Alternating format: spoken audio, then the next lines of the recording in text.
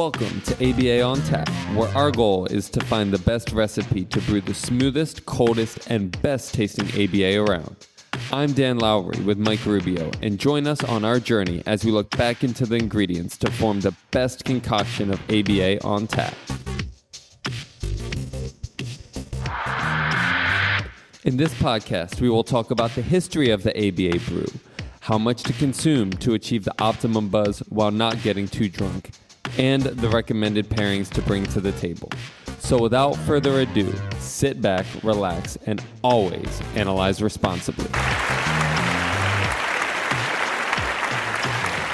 All right. And welcome back to yet another installment of ABA on Tap.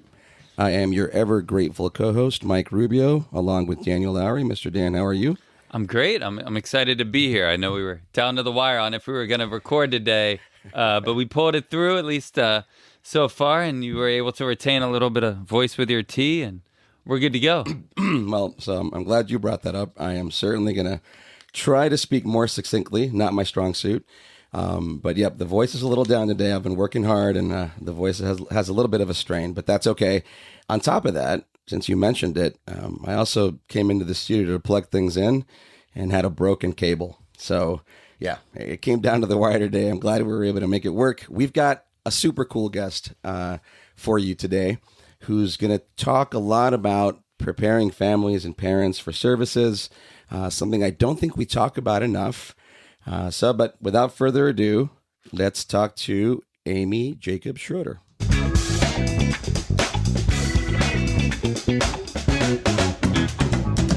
Good morning, and thank you so much for your time. How are you today? I'm great. Thanks for having me. You're very welcome. Let's kick right off here. We were talking before we hit the record button, and you were talking to us about your project, Happy Ladders. But before we get into that, if you wouldn't mind hitting the rewind button and telling us a little bit about your background, everything you've done up until this culminating point of Happy Ladders, and then we'll take plenty of time to discuss the current project. Okay. Well, I'm going to date myself here because it goes back. It means you're experienced. It means you're highly experienced. Yes, very seasoned. We'll go with that. Let's see. I started in ABA back when I was in college. I needed a job.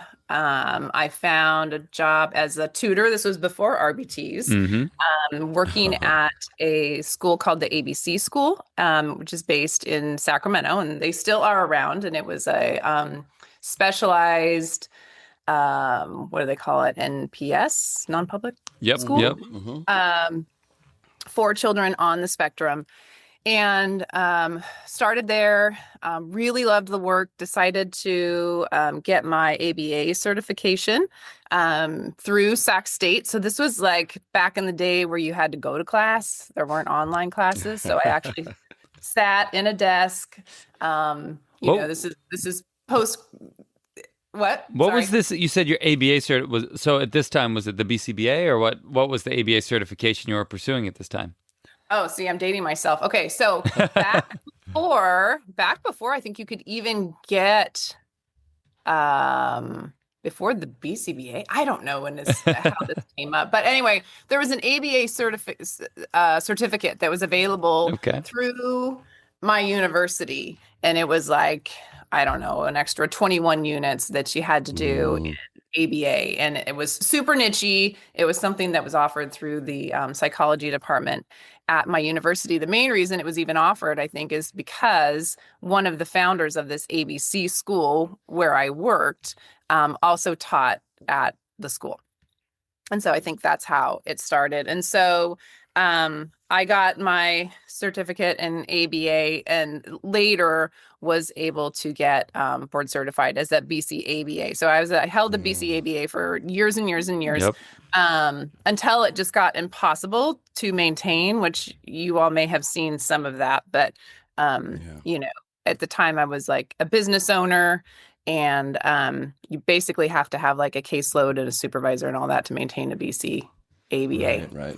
I let that go about 5 years ago, but that's a bone I'll pick another day. So Anyway, I was a BCABA for years. I worked in-home, discrete trial programs, and I started to have my own family in my late 20s, and really started to look at my work a little bit differently. I was running discrete trial programs, and thought, gosh, I really wish that my clients could have a little bit more fun. Wish that they could learn the same way that, my then toddler 2-year-old daughter was learning through play. You're shaking. Does this sound familiar? Yeah. Preach. Finish yours, and then Amen. Michael will tell you about. So I wrote a whole story about this. I have a blog on our website, and I kind of went through all the steps. But and I have a cute little picture of my daughter at the time sitting and playing at her little table. But I really had a hard time going to work and having my 3-year-old client sit and do these drills, and then watching my daughter learn so much through play. And around the same time, this was like 2006, 2007, my business partners and I were looking at a lot of the research that was coming out of UC Santa Barbara with pivotal response, and this whole idea of play-based intervention, and going, shout out to Schreiman. I took her class at UCSD. Oh, cool. Yeah. Very cool. So many great people came out of that program. Yep. We were there for maybe the first couple of years that they even ran conferences. So I feel like we just got like gems of information from Robert and Lynn. Yeah. And they're now up here up at Stanford, or she is. So careful mentioning Stanford around this guy. Oh. He's a Stanford alum, and we'll just talk for 2 hours about Stanford if you bring Stanford out. I'll get back to it. It's okay. Continue, sir. Sorry about that. Well, we have our second oldest is getting ready to go to Santa Clara in the fall, so I think there's a little bit of a rivalry there too. So, yeah, I might be able to give you a hard time soon. Well, if it was Cal, you'd be able to give me a really hard time. Yeah. Anyway, we digress. Continue, please. So through, looking at that pivotal response research and methods, and then also feeling the other big issue that I was dealing with as a program supervisor is I was dealing with parents that just were not equipped when we were ready to fade their programs, and they would resist and resist and resist. And, I got to the realization where I was like, we have not served them. We have not served these parents one bit. We have been working in a room separate from them for the last 2 or 3 years while they went and lived their lives and filled their time with, stuff for other children, with work, with household chores, with whatever. And then we're saying, hey, here's your kid, you now, we're done with our 20 hours a week or whatever it was. And they would really resist. And so I really started to look at that. Like, at what point did we fail them? And I feel like, now looking back and what I've learned over the last now 15 years since is that we failed them in the very beginning.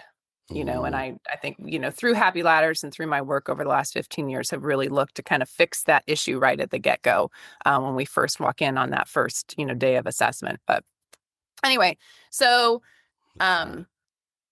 in 2007, I started, along with 2 business partners, a company called Square One Autism Services. And we called ourselves we called ourselves a tutorless in-home program because that's the best name that we had.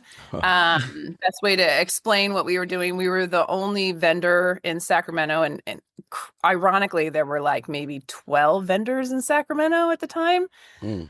I think there's probably like 70 now or more. That blows my mind. But anyway, out of the 12 vendors that worked with the regional center at that point, doing ABA, we were the only ones that didn't have tutors. And we were the tutorless in-home program. And what we were trying to do was really work, give each client some really quality time with a bachelor's or master's level. Later, they were certified as mid-levels. Okay. So kind of that mid-level position. Sure. And then also with a BCBA supervisor.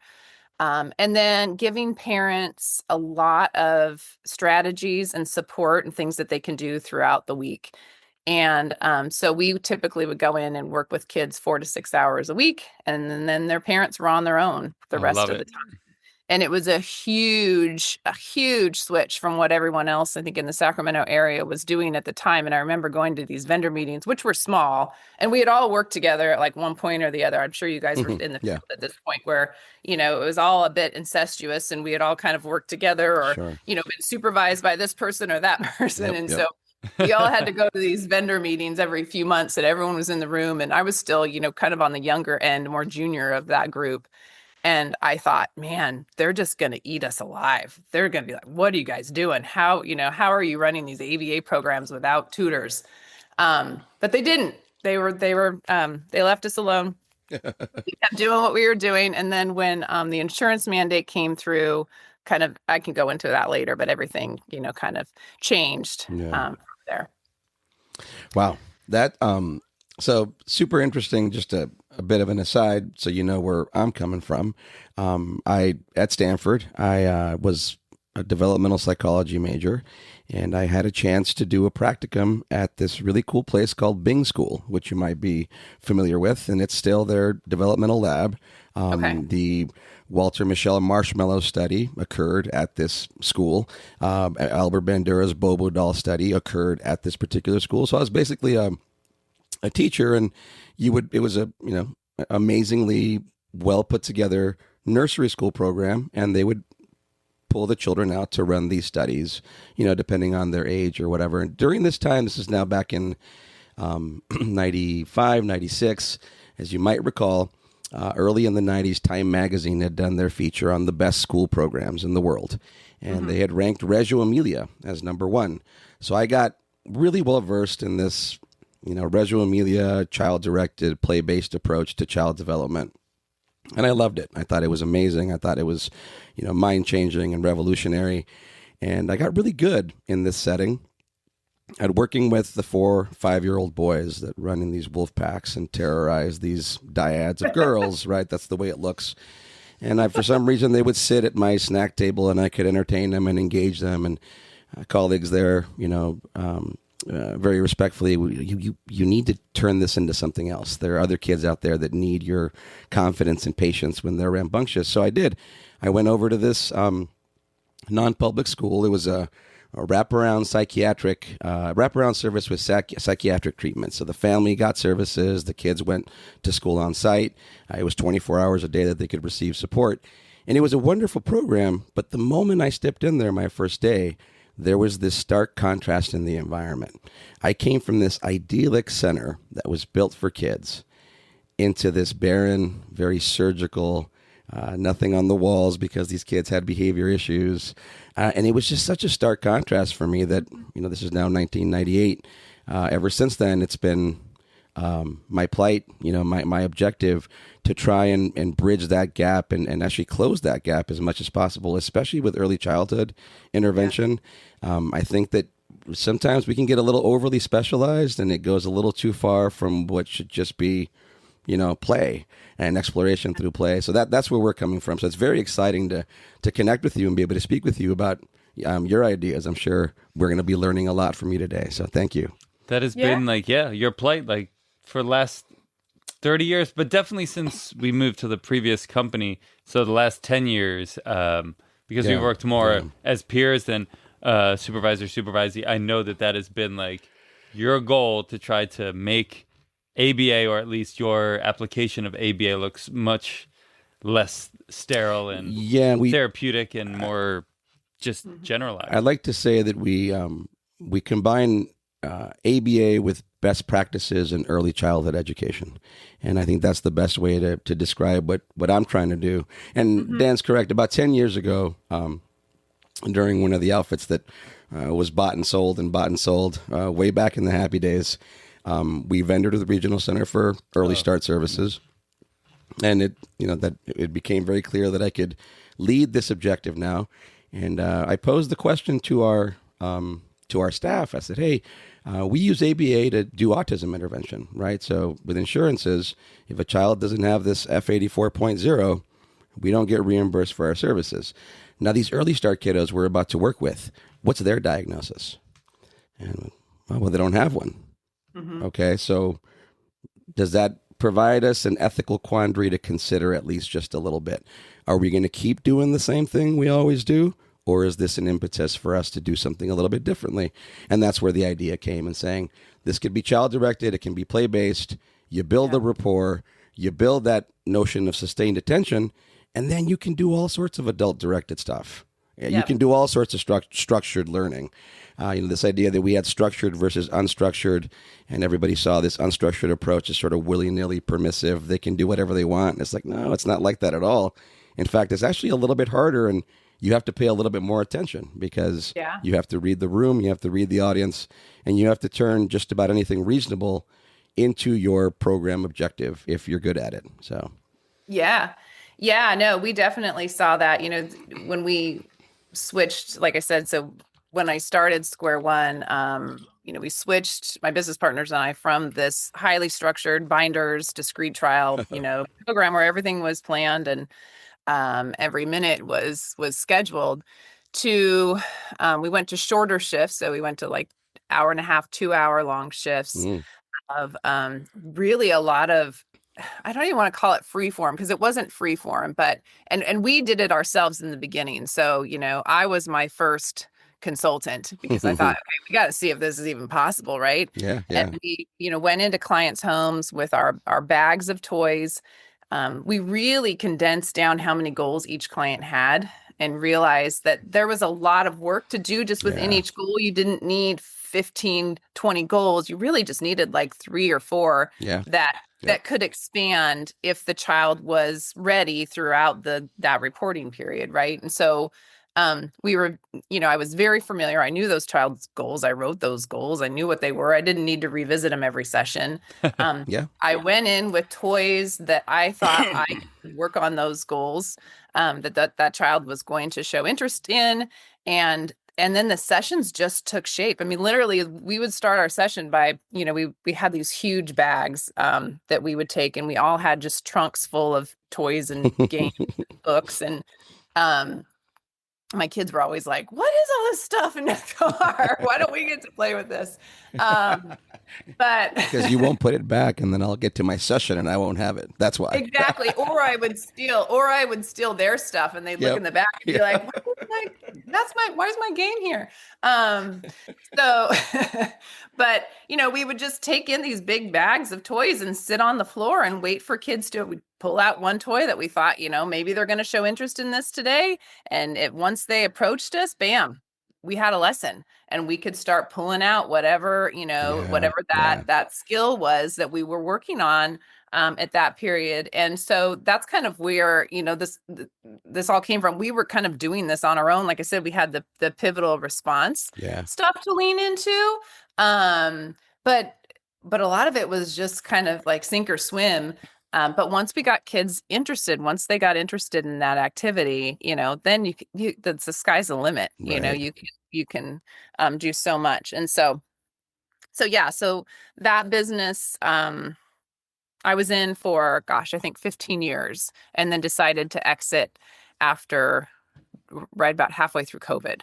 And we grew we had about maybe 20 staff, mid-levels and BCBAs that went throughout the Sacramento area. And, they each had a caseload. Each BCBA probably had a caseload of about 25, 30 kids. Because we weren't seeing kids, we were only seeing kids, 4 to 6 hours a week. And so those numbers may be a little bit off. I might be forgetting. But anyway, we realized that we could scale. We could scale a lot better, with these numbers. We were also, because we were empowering parents and giving parents things to do and kind of not creating a real dependency from the get-go. We weren't filling all of those extra hours for their child. And so, and parents had to do some work. And so they were also okay with fading out, right? They were like, yeah, we're ready to graduate from you guys.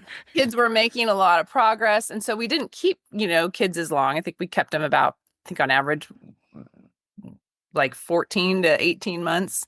So we were just able to serve a lot of kids during that period of time, which was really exciting. In about, I forget when the insurance mandate passed here in California. It was like 2013. 2012, I think. Yeah. When everything, when all of our lives. Right. It all changed. For the better, for the worse. I don't even, it's all a blur. I do have a lot of PTSD from calling Blue Shield and trying to collect on some of those early programs, sitting in there, stuck in their phone tree for weeks on end. And you can only do 2 claims at a time, right? Only 2 at a time, and then you got to call back. Did they used to have that back then? I think so. Yeah, maybe. Like I said, it was.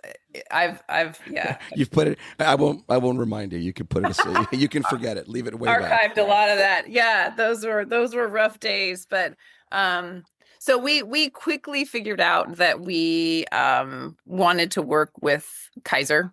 We went in network with Kaiser, and Kaiser up here in Northern California has been was really great to us.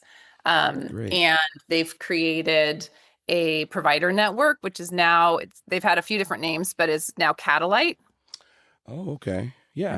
I'm familiar with Catalyte. We're actually thinking about looking into Kaiser. We're not currently in network with them. At least down here, I'm not sure if it's in Northern California. I think everything goes through Easter Seals down here, and then they get like subcontracted through Easter Seals. Is that? Yep.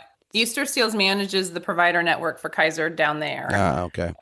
Catalyte manages the provider network for Kaiser up here. Okay. So I'm probably oversimplifying, but do you? And I won't spend too much of the podcast talking about this because this is just specifically relevant for our company. But did you then credential directly through Catalyte or through Kaiser? Initially, it was through Kaiser, and then through Catalyte because we were early. We got a call from you guys. These poor insurance companies were, given this insurance mandate, and they're like, "What's ABA? Mm-hmm. What are we supposed to be paying for, and how does it work?" And in the beginning, at least down here, it had to be managed by a licensed professional, and since there was no licensing in ABA, it either had to be managed by a nurse or occupational therapist or a doctor down here. Because nothing. There was no licensure in California. Yeah, luckily we had an LCSW that we had.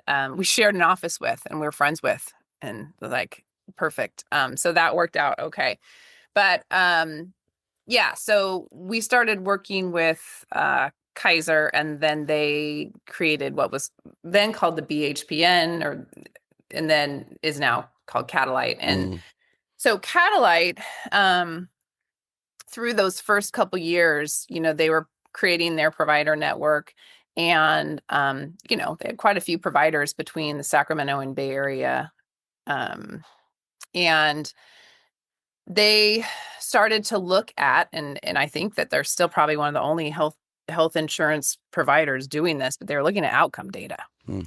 And they were also trying to figure out, like, how do we measure? These aren't apples to apples. Like, these guys are using this assessment, and these guys are using this, and these guys are doing this for reporting, and these guys are 5 hours, and these guys are 40 hours. Like, they were just, their heads were spinning trying to figure out, like, what are we even looking at, and how do we judge, Yep. which programs are good over, others. And so they did a lot of really good stuff to kind of manage all of those issues, so that they could look at outcome data a little bit more in a little bit more balanced fashion. And they also started to do parent satisfaction surveys across all of their vendors, all of their providers. And through that, they found that they came to us in like 2016 or 17. And they were like, wow, you guys are providing way less hours than some of these other providers, but your outcomes are just the same and sometimes better. And in terms of, skills that kids were acquiring, we were way cheaper, which, is always helpful in that conversation. You were less expensive. I'm going to correct you on that. I won't call you cheap. Yeah. I won't call you cheap. You were less expensive. We weren't cheap. We were more cheap. Seasoned. You were more efficient. Expensive. Yeah, more seasoned, more efficient. Yes, exactly. So, and then the biggest piece was they said, they were looking at these parent satisfaction surveys, and they were positive. They're finding that, parents who are going through our program felt pretty good about their kids' programming, about their own abilities and skills, and they weren't running into those issues with fading. They weren't having parents like leave our program and go to another program. So I say all that not to say like, oh, we were so great, because I don't think it was because we were so great. I think that's just the model was proving itself, and we were kind of seeing that happen in real time. We had just done the tutorless in-home programming because, for one, I was tired of managing tutors. I did that for 15 years and scheduling and hiring, and it's a lot, for anyone that's doing that. It is a lot, and I think I'd learned a ton, but there's a limit to how long you can do that. But through this model, we figured out like, hey, there's something here, and at that point, Catalyte started to really look at this parent-mediated, parent-led approach to ABA. And I don't know if you guys have followed their research, but they've put out a ton of research. Lindsay Sneed over at Catalyte, I feel she's like fighting the good fight, because I don't have PhD. I don't have the access that Lindsay has to all the studies and things that she can do. I'm just, a mom and a, well, we'll have a to get business her on the owner podcast too. That's been sitting on the carpet for years, recognizing patterns, right? There you Going, go. wait a minute, this seems to be working, and that's not working. That's So the stuff. anyway, Lindsay has done a great job of really pushing this whole parent-led, parent-mediated idea, publishing some really great work around it. And so we've seen parent-led because of that, and because Kaiser's really a huge provider up here in Northern California for a lot of kids. We've seen this parent-led idea really explode. And so fast forward to today, that's kind of, how this whole idea of Happy Ladders, which is my current project, came to be. Is I wanted to take everything that I've learned through this parent-led approach and see if we could apply it to early intervention.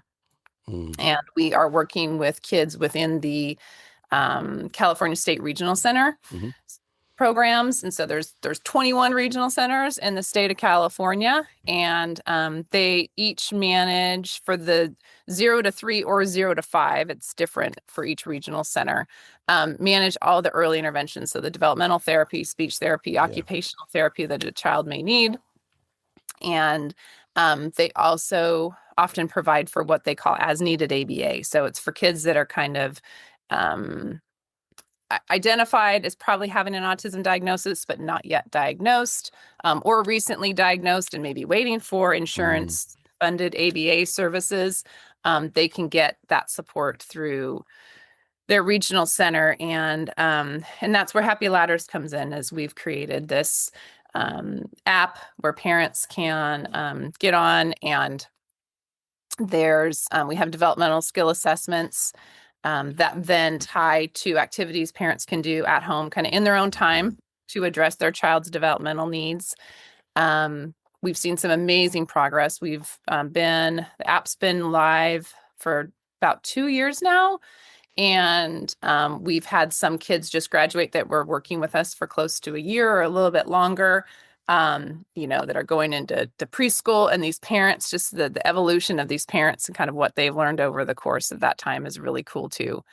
And in the app, we also have a private parent community. So parents can, chat and kind of in that safe environment. We have a bunch of resources and trainings available. And we also look at, the behavioral piece, challenging behaviors, toileting, all of that. And what I like to call Happy Ladders is kind of like it's pre-ABA. So we get kids with all sorts of diagnoses. So global developmental delays, Down syndrome. Maybe they just have, a speech need at this point. But I would say about 70% of the kids that we do get referred either have an autism diagnosis or will most likely get one in the near future. And so this Happy Ladders ends up being for those parents kind of their first introduction to, how to work with my child. But it's in a very developmental play-based, very self-paced manner. So we're not trying to overwhelm them. We're just trying to give them some useful skills and help them kind of get some momentum and get some confidence in working with their own child before we set them out to you all. Nice.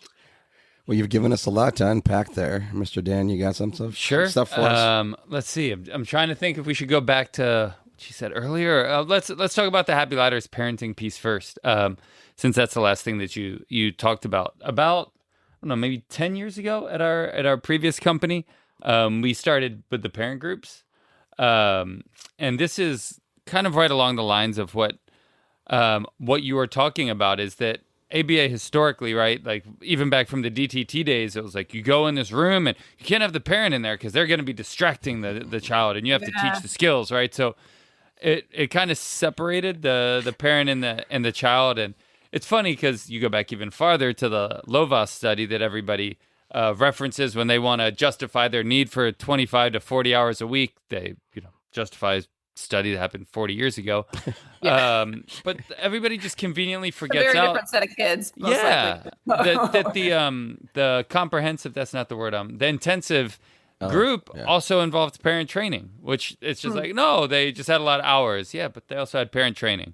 Yeah, so, you're right. That is overlooked. I digress. Back to the point of the importance of parent training. So we at our company, we're looking at these situations, and like I mentioned before we went on air, we had a pretty idyllic situation at our previous company. We had a capitated contract, which was just amazing. So instead of having to bill for our services, we basically got paid on the front end, which was awesome.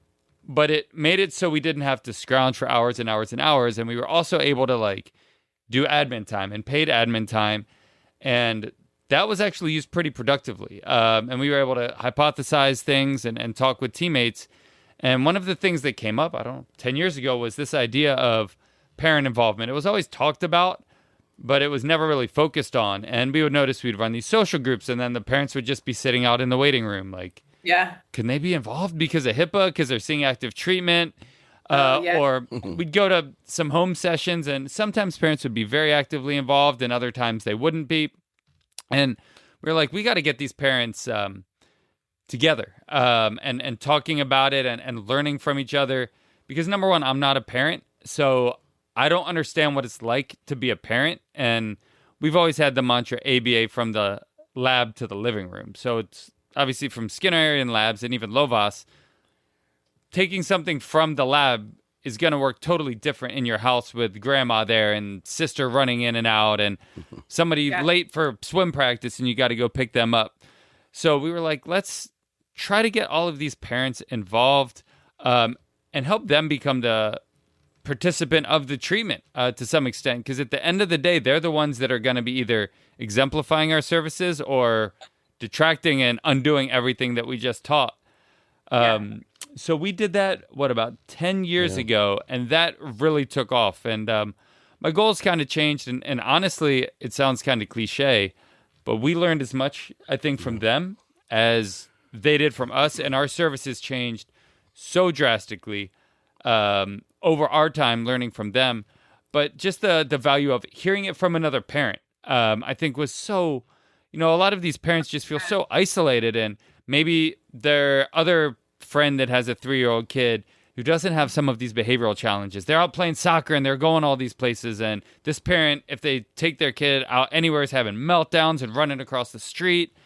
And they're feeling like nobody understands them. So being able to hear it from other parents kind of took a little bit of the weight off. Hearing some of the strategies, being able to talk about it, getting access to the resources.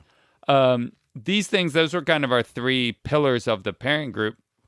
It was I think it started as an 8 to 10 week curriculum, and some of them lasted for years because when we were done going over the strategies, we would continue to meet weekly and chat about it. And we would give a lot of advice, but sometimes it was better taken from the other parents rather than the ABA professionals because, again, they're living it. It morphed into a dad's group. So maybe 5 years into it, it was typically the moms that would come. Not always. Sometimes it would be just the dad. Sometimes it would be both parents that would come.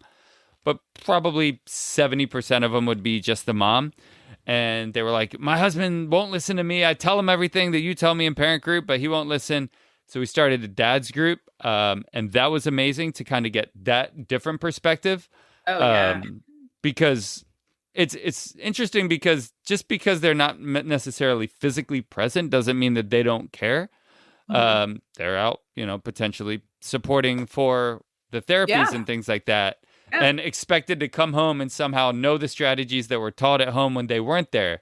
So it's just really interesting to get that dynamic and see some of these dads. We worked with a lot of military families that, were military dads and people that have been to war, and like just break down and talk about some of these things that were so important to them and their first IEP. So I'm just kind of covering a lot of ground here, saying that these parent groups that we started, I think, resonate a lot with what you're saying, and is still so underutilized in the ABA service delivery model. Yeah. No, I think it's huge to touch on a few things that you said. Within the Happy Ladders app, like I mentioned, we have this private community, and sometimes parents will answer other parents' questions. So I have some veteran parents on there, and they'll chime in and help the newer parents and have some good advice. And it means so much more coming from them than it can from this going to from me. I just they've walked the walk. They have a credibility that that I don't have. And I have some credibility because I've been doing this a while. I'm a parent myself, but I'm not in it right now like they are. So I really, it is, I think that parent to parent support is pretty invaluable. And then dads, I mean, I would love to be able to access dads more so, because they do, stay quiet. One thing that we do is we have within the app, it's kind of cool because we have the ability to bring in multiple caregivers. Okay. And so, we have, for the most part, I would say mom is the main one using the app. Sure. But she can invite grandma, she can invite babysitter, she can invite dad, so that everyone can have access to that child's profile and what they're, what activities they're currently, recommended and what they can do. And they can all, take some simple data and things. And so, that's really nice to be able to give dads that access, just even if they just log on just to get a sneak peek, because you're right. I mean, for whatever parent is not present, they do feel, out of the loop, and to get in the loop is a lot, and then there's a lot of, potential criticism and defensiveness there too, that, comes up. So, I think I've thought about parent training a lot over the years, and I, did it kind of in that typical way early on. We used to run 16-hour parent training courses. Okay. Parents would have to do this course in order to be eligible for ABA. I remember that. I remember those days. You guys remember that? Oh, yeah. Yep. So we would have to find, we would use our office at the time, or if we were doing parent training like in an outline area, we'd have to go find space in an outline area for 4 Saturdays in a row from 9 to 1. And the consultant, the BCBA that ran those for me, I don't even know why she did it, because it's a thankless job. And she was like, basically, she was running around town trying to find like meeting rooms in the nearest grocery store. I mean, that's kind of what we had to do in order to be able to provide these parent training courses, into some of these rural areas where we were working, so that these parents could then get access to ABA. And it wasn't necessarily access to our program. It was just access to any program. And I remember that. So I had That's someone amazing. wonderful, that would run these programs Saturday mornings. But the thing is, it's like you have to have so many parents sign up in order to bill for it, right? Yep. And then people cancel last minute because they deal with sick kids, childcare, transportation, all sorts of stuff. And so the amount of parents, we'd get like 10 signed up and maybe 2 would finish. Yep. Oh man. Yep. After 4 weeks. And we were taking them, and rightfully so. It was boring.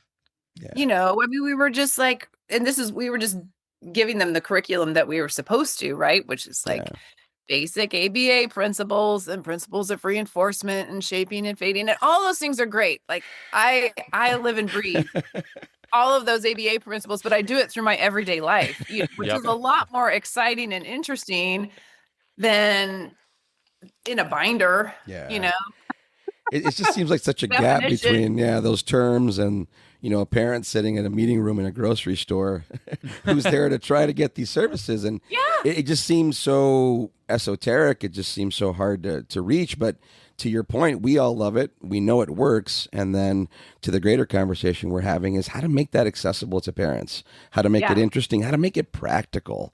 You took me back to a little PTSD earlier, and I remember that being a big part of our assessment. Here we are offering you services. Do you have a space in your home that is isolated, that is separate, that we could provide our services in?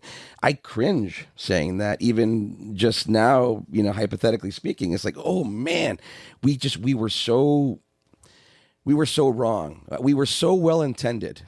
Yes. But we were so off. Both can be very true at the same time. Yeah, no, I know I was well intended. Get out of the lab. And having come from the whole, child development tradition, it was very weird for me to ask that question. But this is what we're doing, and I've read the studies, and I know this discrete trial stuff, and we have to have a table. It took me years to realize that the table was a nice thing if the kid sat, and guess what? I didn't need the table. But there was so many things that were part of almost this rigid recipe that we created, that was given to us empirically validated, right? Yes. And so we had every reason to trust it. And we still have every reason to trust it. And then what we're talking about here is that needs to look a little differently. You don't have experimental control in somebody's living room.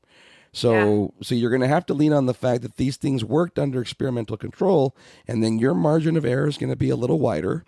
But guess what? If you do this, it can still work. And then to your point, Amy, if you do this in a much more, for lack of better phrasing, naturalistic way that looks at the development of the whole child, you'll probably inform yourself a little bit better ongoing. It's a much more dynamic approach, a much more dynamic feel than what I think we were, at least I was originally trained on. And even in stark contrast to my child development knowledge, I had to trust the science, and I did, and I'm glad I did.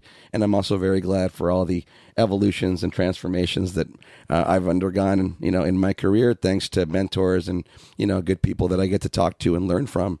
But it's so interesting to talk about all this because, again, we were so well intended, and we certainly still are. We were going above and beyond, bending over backwards to find, to your point, your story, meeting rooms and grocery stores to get people these services. And yet we were still pretty far apart from making it accessible. So very glad for an app like yours that continues to heighten that accessibility. What you say, though, makes me think about what you said earlier about how when Early Start came over, you were saying since the individuals weren't diagnosed, typically, at least currently, the way that ABA services are delivered, the people, at least under the medical insurance, need the ASD diagnosis.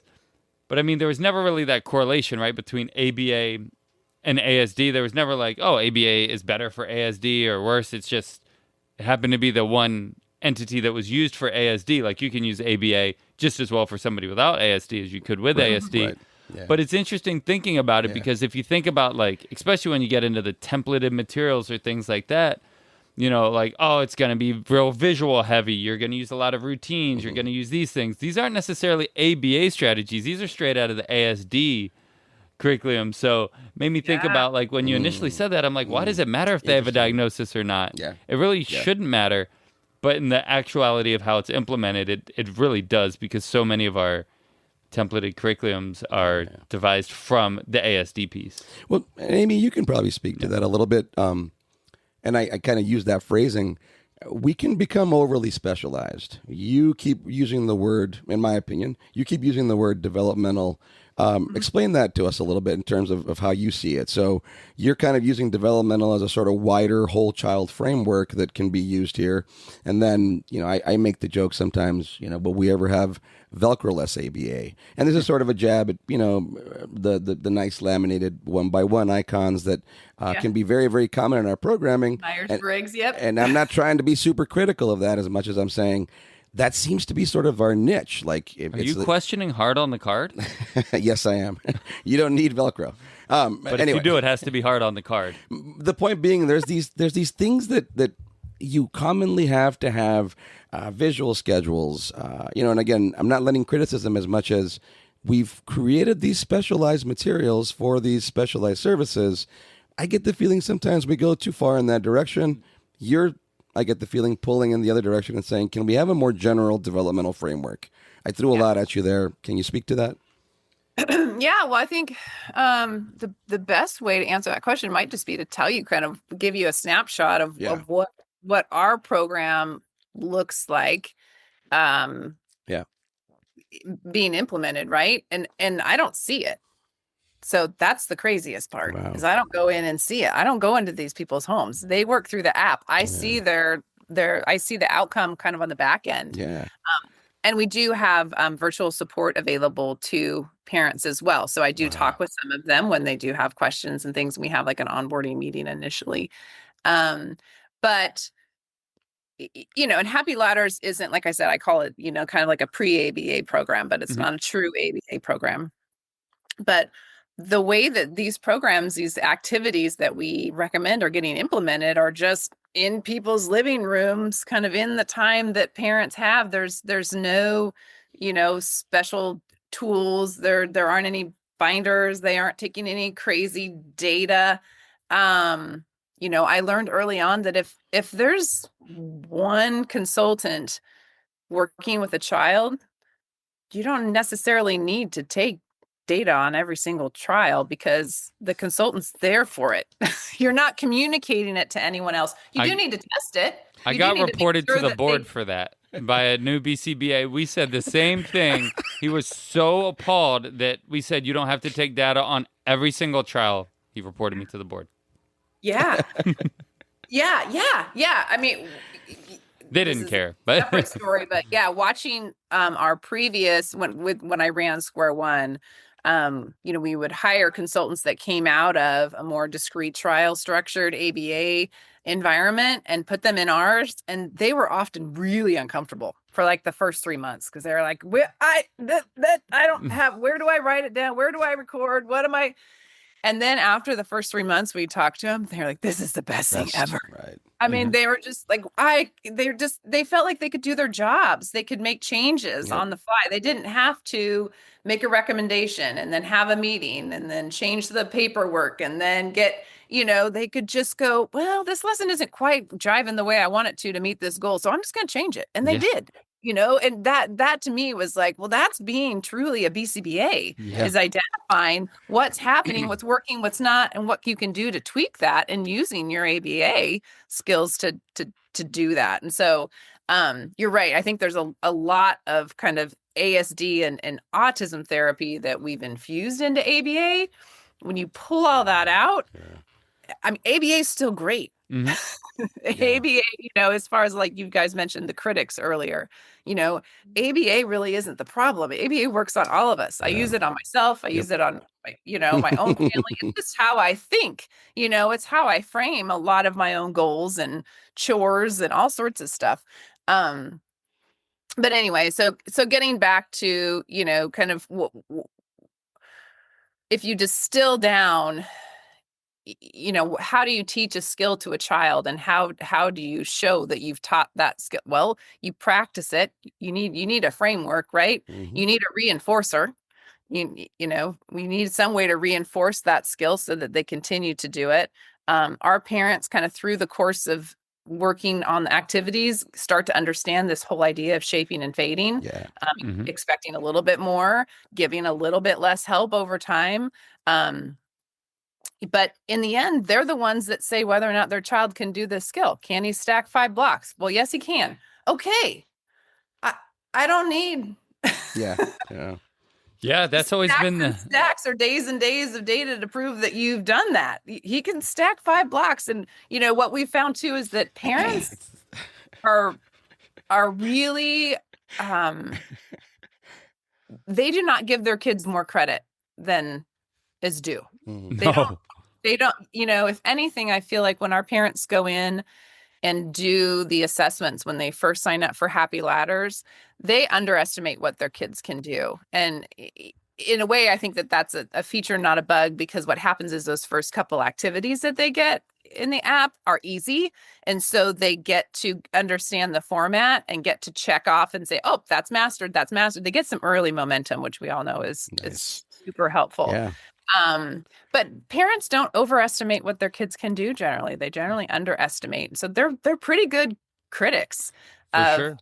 And when we're dealing with, the skills that we're teaching through Happy Ladders are all of the skills that you would typically see from 0 to 36 months.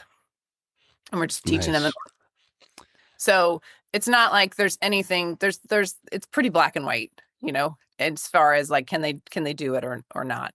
And we just try to keep it like, I love the phrase super simple. We're always just trying to simplify. And, we're just moving parents and kids kind of through these baby step skills. And it's amazing, what they end up doing in the end and what they are able to teach their kids. What you're describing reminds me of just really well put together, like early childhood board games that have a set of rules that you can follow. And then you can just play with these things in a million different ways. And I imagine that's what ends up happening in the living room with your activities is everybody's got a little bit of their own interpretation of and so you have a target, an objective, and I think people are clear on that, or I'm hoping they are. But then how they get there is going to look a little different. And somewhere in there is the notion of play. And I think for young kids, that's so important and something that unfortunately very early in my ABA career, I realized had been lost. We were going through these regimented, pre-planned, and I understood the structure. I understood the importance of having a plan, of having some sort of semblance of a curriculum toward these milestones and these, task analysis. And then one day I'm like, man, we're breaking this down into way too many steps. Like it was almost like it reminded me of working on my car, and you're taking something apart, and all of a sudden you see a couple springs fly out. You're like, oh man, I don't know where those are going to go back in. And it's like we were breaking things apart so far that putting it back together was so difficult, and it was often just so decontextualized, and it didn't make any sense anymore. I don't know. I remember board games, right? It was like, okay, say your turn, and then the person, okay, now you say my turn. Okay, now you can take your turn. Now you say your turn. Now they say my turn. And it's like, what are we even doing anymore? You know what I realized through all of that, once I got a few years out of it, is that a lot of that, how small everything was broken down and how systematically everything was taught, I feel like we were doing more for the RBT than we were doing for the child. That's a great statement. It felt like we were doing it for the child because that's the only way they would learn. But I think that in actuality, we were doing that for the staff because that's the only way that we could run a consistent program across 5 different people that were rotating. Yep. Because that is a heavy lift. And like you said, once again, kind of teasing out the ABA from the ASD treatment, there's a lot of things that we ended up doing, well-intentioned, thought for the child, but I think it was for just the ability for the thing to even work. Well, and this episode is working very well, although this concludes part 1 with Amy Jacobs-Schroeder. Please do return for part 2 and always analyze responsibly. ABA on Tap is recorded live and unfiltered. We're done for today. You don't have to go home, but you can't stay here. See you next time.